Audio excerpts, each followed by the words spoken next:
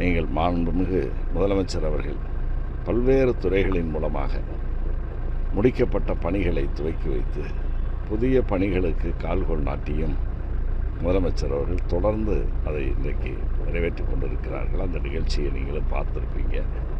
அந்த வகையில் நம்முடைய சிவகங்கை மாவட்டத்தில் மகளிருக்கு இந்த அரசை பொறுத்தவரையில் முதலமைச்சர் அவர்கள் மகளிர் நலனில் அக்கறையுள்ள முதலமைச்சராக இருந்து அவர் இந்த அரசை 5 ஆண்டு கால அரசை முழுமையாக வழிநடத்தி திட்டங்களை தந்திருக்கிறார்.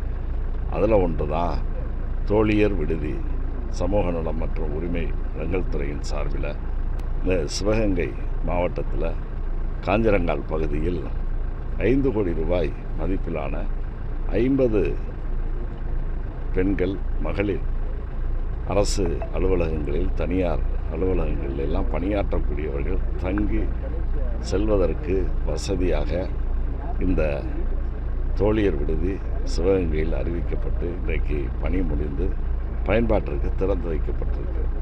இதுபோல் இன்றைக்கு நீங்கள் காணொளி காட்சி பார்த்தீங்கன்னா தமிழகம் முழுவதும் பல்வேறு துறைகளின் சார்பில் பல்லாயிரக்கணக்கான கோடி ரூபாய்க்கான திட்டங்கள் இன்றைக்கு மக்களுக்கு அர்ப்பணிக்கப்பட்டிருக்கிறது. ஆக இந்த அரசை பொறுத்தவரையில் முதலமைச்சர் அவர்களுடைய நிர்வாக திறமையின் காரணமாக இந்திய துணைக்கண்டத்தில் எந்த ஒரு அரசும் எந்த முதலமைச்சரும் செய்திராத சாதனைகளை சாதித்திருக்கின்ற முதலமைச்சருக்கு தமிழ்நாட்டு மக்கள் பேராதரவை தந்து கொண்டிருக்கிறார்கள். இப்போ நாங்குநேரியில் ஒரு மது பேர் 2 பேரை வெட்டியிருக்காங்க. அது சட்ட ஒழுங்கு சரியில்லை, கஞ்சா அதிகமாக தமிழகத்தில் வர்றது காரணம் அப்படின்றது மாதிரி எதிர்கட்சிகள்லாம் குற்றம் சாட்டிட்டு வர்றாங்க. இதை எப்படி அமைச்சர் பார்க்குறீங்க? அது எதிர்கட்சிகள் அவர்களுடைய வேலையை செய்கிறாங்க. என்ன, அதாவது சட்ட ஒழுங்கு பிரச்சனை என்பதெல்லாம் ஒரு தனிநபர் அவர்களுக்குள் ஏற்படுகின்ற அந்த விவகாரங்களை எல்லாம் சொல்லி சட்ட ஒழுங்கு சரியில்லை என்றெல்லாம் சொல்லிவிட முடியாது.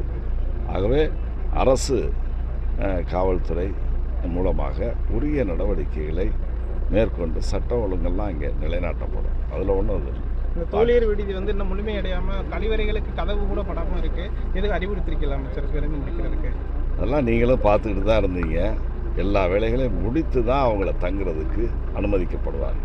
கூட்டுறவுத்துறை சார்பில் விவசாய கடன்கள் தள்ளுபடி செய்யணும்னு எடப்பாடி பழனிசாமி சொல்லியிருக்காரு. தேர்தல் வாக்குறுதி சொன்னது அவர்னா அவர்கிட்ட போய் கேட்கணும். நீங்கள் எங்களை கேட்டீங்கன்னா எங்களுக்கு எங்கள் தலைவர் இருக்காங்க, தலைவருக்கு கட்டுப்பட்டவர்கள் நாங்கள்.